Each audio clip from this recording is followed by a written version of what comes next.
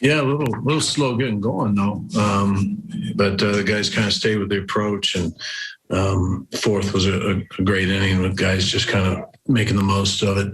Had some good at bats really though, right from the top, and didn't produce in as far as getting a run across the board, but I thought it set the tone. You know, when you can put a guy into that much work, with putting a great at bat together, really close to 30 pitches there in the first inning with no damage. That still weighs heavy on a pitcher. So really liking how the guys, when they take those grinding style at bats, I think that's the key to our offense. And with those grinding style at bats, you're usually doing the things that we talk about situationally as well.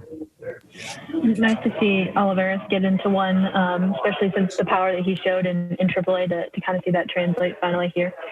Yeah, and on a really good pitch too. Pulled his hands in, kept inside the ball, and you know he's a good player. He's really developing on both sides, and he's dangerous. We've seen him really take some real nice two strike at bats, fight through kind of that grinding thing we just talked about, but also he's got the ability to do some damage, and good day for him. Good day for all of us. Right.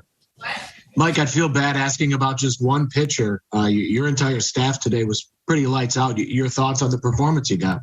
Yeah, we needed Duff to be able to get through that fourth one for us. Otherwise, you're talking potentially using way too many.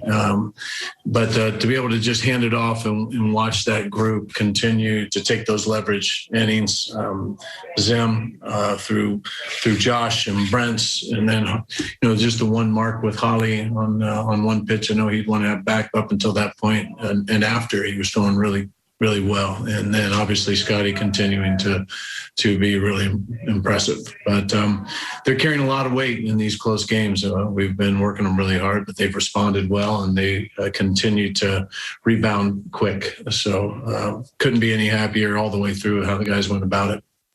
And Mike, I don't have the best view of your dugout, but it sure did look like everybody was top step. Everybody was into that game today.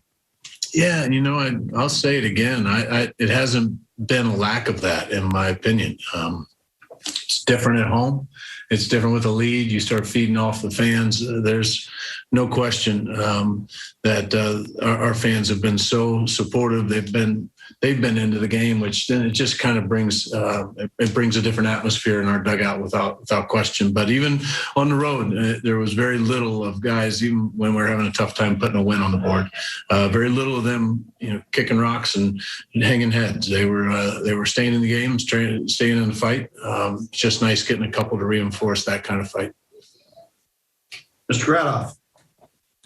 Nice to hear the music in the clubhouse again. A couple nights in a row too, I'd imagine.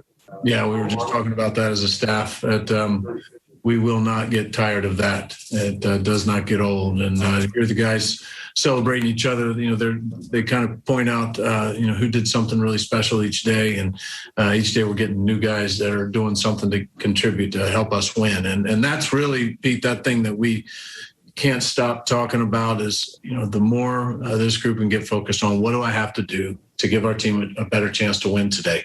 And what do I have to do right now? What's my piece? And just throw your piece in there and then watch how this thing plays out. And it's the steps in the right direction.